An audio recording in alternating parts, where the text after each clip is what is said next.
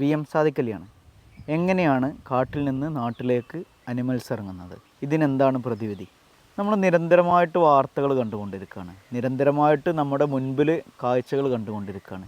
നാട്ടിലേക്ക് ഇറങ്ങുന്ന ആനയുടെയും കടുവയുടെയും പന്നിയുടെയും അതുപോലെയുള്ള ജീവജാലങ്ങളുടെയൊക്കെ വർധനവാണ് ഉണ്ടായിട്ടുള്ളത്. ഓരോ ജീവജാലങ്ങളും നാട്ടിലേക്ക് ഇറങ്ങുന്ന കാഴ്ചയാണ്.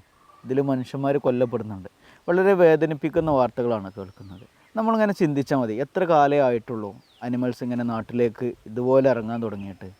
ഞാൻ നിരന്തരമായിട്ട് കാട്ടിലേക്ക് പോയ സമയത്ത് എനിക്ക് മനസ്സിലായ കുറച്ച് കാര്യങ്ങളാണ് നിങ്ങളോട് പറയാൻ ഉദ്ദേശിക്കുന്നത്. അതിലേറ്റവും പ്രധാനപ്പെട്ടത്, കാട്ടിലേക്ക് ഓരോ സമയങ്ങളിൽ നമ്മൾ പോകുന്ന സമയത്തും ഓരോ കാലഘട്ടത്തിൽ പോയ സമയത്തും കാട്ടിൽ വളരെയധികം വ്യത്യാസമാണ് വന്നുകൊണ്ടിരിക്കുന്നത്. അവിടെ ഇൻവേസീവ് പ്ലാന്റ്സ് എന്ന് പറയുന്ന അധിനിവേശ സസ്യങ്ങളുടെ ഒരു വലിയ കടന്നുവരവ് ഉണ്ടായിട്ടുണ്ട്. അത് കാരണം അനിമൽസ് നാട്ടിലേക്ക് ഇറങ്ങുന്നുണ്ട്. ഇതിന് പ്രധാന കാരണം അനിമൽസ് ഇത്തരത്തിലുള്ള ഇൻവേസീവ് പ്ലാന്റ്സ് അധിനിവേശ സസ്യങ്ങൾ നമ്മളെ നാട്ടിലുള്ള ആനയോ പുള്ളിമാനോ കാട്ടുപോത്തോ ഇങ്ങനെയുള്ള ജീവജാലങ്ങൾക്കൊന്നും കഴിക്കാൻ വേണ്ടി പറ്റില്ല എന്നുള്ളതാണ് ഏറ്റവും പ്രധാനപ്പെട്ടൊരു കാര്യം. ഇത്തരത്തിലുള്ള സസ്യങ്ങളാണ് കാട്ടിൽ അധികമായിട്ട് കയറിയിട്ടുള്ളത്. അതിൽ പ്ലാന്റേഷൻ ഒരു ഭാഗമായിട്ടാണ് വരുന്നത്. പ്ലാന്റേഷൻ്റെയും ഇതുപോലെയുള്ള ഇൻവേസീവ് പ്ലാന്റ്സിൻ്റെ ഒക്കെ കടന്നുവരവ് കൂടിയിട്ട് അനിമൽസ് ഭക്ഷണം കിട്ടാതെയാണ് നാട്ടിലേക്ക് ഇറങ്ങി വരുന്നത്. ഇങ്ങനെയുള്ള കാടിനോട് ചേർന്ന സ്ഥലങ്ങളിലൊക്കെ കൃഷിയിടമാണ് കാണുന്നത്. കൃഷിയിടം കാണുന്ന സമയത്ത് സ്വാഭാവികമായിട്ട് അവർക്ക് ഭക്ഷണത്തിന് വേണ്ടിയിട്ട് അവർ കൃഷിയിടങ്ങളിലേക്ക് ഇറങ്ങുകയാണ്. അപ്പോൾ കൂട്ടമായിട്ടൊരു ആനയൊക്കെ ഉണ്ടാകുന്ന സമയത്ത് അതിനെ നാട്ടുകാരും കർഷകരും ഒക്കെ പടക്കം പൊട്ടിച്ചിട്ടും വലിയ വലിയ ശബ്ദങ്ങളൊക്കെ ഉണ്ടാക്കിയിട്ട് നാട്ടിൽ നിന്ന് കൃഷിയിടങ്ങളിൽ നിന്ന് കാട്ടിലേക്ക് കയറ്റിവിടുന്നുണ്ട്. പക്ഷേ ഒറ്റയ്ക്ക് വരുന്ന ആനയെയും കാട്ടുപോത്തിനെയും അതുപോലെയുള്ള ജീവജാലങ്ങളൊക്കെ നമ്മൾ പേടിക്കണം. കാരണം അവർക്ക് കൂടെ നോക്കാനും മറ്റാരും ഇല്ല എന്നുള്ളതാണ്. അപ്പോൾ ഇത്തരത്തിലുള്ള സാഹചര്യം ഉണ്ടാകുന്ന സമയത്ത് എന്താണ് പ്രതിവിധി? ഇതിന് കൃത്യമായിട്ട് ഫെൻസിങ് സംവിധാനം ഇവിടെ ഇല്ലാത്തത് കൊണ്ടാണ് ഇത്തരത്തിൽ അനിമൽസ് നാട്ടിലേക്ക് ഇറങ്ങുന്നത്. ഞാൻ നാഗർഹോള ടൈഗർ റിസർവിലൂടെ യാത്ര ചെയ്ത സമയത്ത് റെയിൽവേ പാളം പോലെയുള്ള വലിയ കമ്പികൾ കൊണ്ടാണ് എന്ത് ചെയ്തിട്ടുള്ളത്, ഫെൻസിങ് ചെയ്തിട്ടുള്ളത്. ആ ഫെൻസിങ് ചെയ്തത് കാരണം ആനക്ക് അപ്പുറത്തേക്ക് മറിച്ച് കിടക്കാൻ വേണ്ടിയിട്ട് കഴിയുന്നില്ല എന്നുള്ളതാണ്. ഞാൻ അവിടെ കണ്ടൊരു പ്രധാനപ്പെട്ട ഒരു കാഴ്ച എന്ന് പറയുന്നത്, ഒരു സ്ഥലത്ത് കരിമ്പിൻ്റെ കൃഷി നടന്നുകൊണ്ടിരിക്കുകയാണ്. കരിമ്പിൻ്റെ കൃഷി ആനയുടെ തൊട്ടടുത്തുണ്ട് എന്നുണ്ടെങ്കിൽ നമുക്ക് ചിന്തിക്കാവുന്നതേ ഉള്ളൂ ആ കരിമ്പിൻ്റെ കൃഷി ഉണ്ടാവുമോ എന്നുള്ളത്. പക്ഷേ കരിമ്പിൻ്റെ ആ തോട്ടത്തിലേക്ക് ആന കയറുന്നില്ല.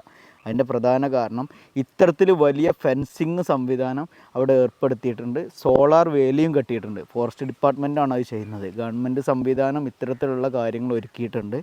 നമ്മുടെ കേരളത്തിലെ കാടുകളിൽ ഇത്തരത്തിലുള്ള സംവിധാനങ്ങൾ ഞാൻ പോയ സമയത്തൊന്നും കണ്ടില്ല. ഇത്തരത്തിലുള്ള സംവിധാനം ചെയ്യുകയാണെന്നുണ്ടെങ്കിൽ അനിമൽസ് നാട്ടിലേക്ക് ഇറങ്ങുന്ന സാഹചര്യം കുറയും. അതുപോലെ കാട്ടിലുള്ള ഇൻവേസീവ് പ്ലാന്റ്സ് ഒക്കെ പിഴുതു മാറ്റാനുള്ളൊരു സംവിധാനം ചെയ്താൽ മതി. നവകേരള സദസ്സിൽ മുഖ്യമന്ത്രിയെ നേരിട്ട് കണ്ടിട്ട് ഇതൊരു പ്രൊജക്റ്റായിട്ട് ഞാൻ സമർപ്പിച്ചിരുന്നു.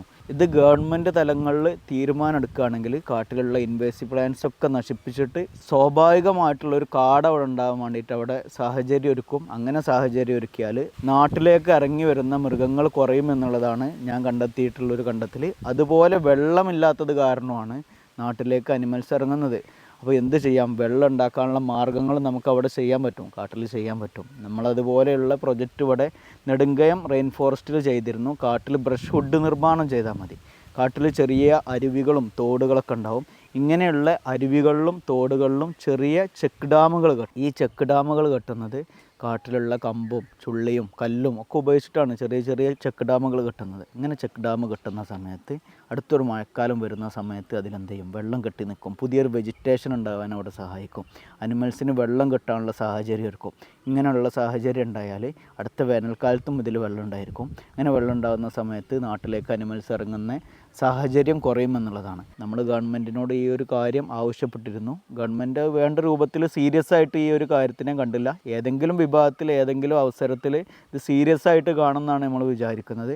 നമ്മൾ കൊടുത്ത ഈ ഒരു പ്രൊജക്റ്റിൽ പ്രത്യേകമായിട്ട് പറയുന്നുണ്ട്, കേരളത്തിലുള്ള NSS, NCC, സ്റ്റുഡൻസ് പോലീസ്, അതുപോലെ സ്കൗട്ട് ഇങ്ങനെയുള്ള ക്ലബ്ബുകളൊക്കെ ഉപയോഗപ്പെടുത്തിയിട്ട് എന്ത് ചെയ്യാം? ഇത്തരത്തിലുള്ള ആക്ടിവിറ്റി ഫോറസ്റ്റിൽ ചെയ്യുകയാണെന്നുണ്ടെങ്കിൽ അനിമൽസ് നാട്ടിലേക്ക് ഇറങ്ങുന്ന അളവ് കുറയും. ഇനിയും നമ്മൾ ഈ ഒരു കാര്യത്തിൽ കൃത്യമായിട്ട് ആക്ഷൻ എടുത്തില്ല എന്നുണ്ടെങ്കിൽ നാട്ടിലേക്ക് അനിമൽസ് ഇറങ്ങുന്ന സാഹചര്യം കൂടുകയേ ഉള്ളൂ, ഓരോ ദിവസവും കൂടുകയേ ഉള്ളൂ. വയനാട് പോലെയുള്ള സ്ഥലങ്ങളിലൊക്കെ അനിമൽസ് ധാരാളമായിട്ട് നാട്ടിലേക്ക് ഇറങ്ങുന്നുണ്ട്. ഇത്തരം സാഹചര്യങ്ങളിൽ ആളുകൾ മരണപ്പെടുന്നുണ്ട്. വേദനിപ്പിക്കുന്ന കാര്യമാണ് നമ്മൾ കേൾക്കുന്നത്. ഇത്തരം സാഹചര്യങ്ങളും അവസരങ്ങളൊക്കെ ഇല്ലാതിരിക്കാൻ വേണ്ടിയിട്ടാണ് ഇത്തരം പ്രൊജക്റ്റുകളൊക്കെ ചെയ്യണമെന്ന് പറയുന്നത്. ഇതൊക്കെ ചെയ്യുമെന്നുള്ളൊരു പ്രതീക്ഷയിലാണ് നമ്മളൊക്കെ നിൽക്കുന്നത്.